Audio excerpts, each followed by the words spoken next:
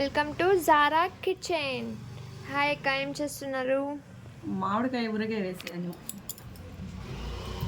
Okay, ఎలా చేశారక్క mango pickle?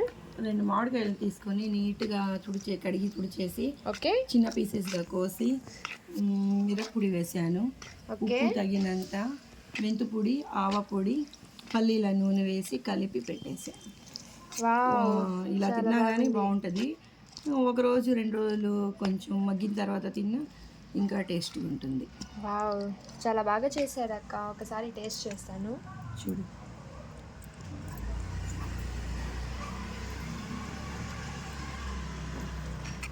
Wow, చాలా బాగుందక్క. Super taste. ఇంకా వేడి వేడి అన్నంలో తింటే నెయ్యి వేసుకొని ఇంకా చాలా బాగుంటుందక్క.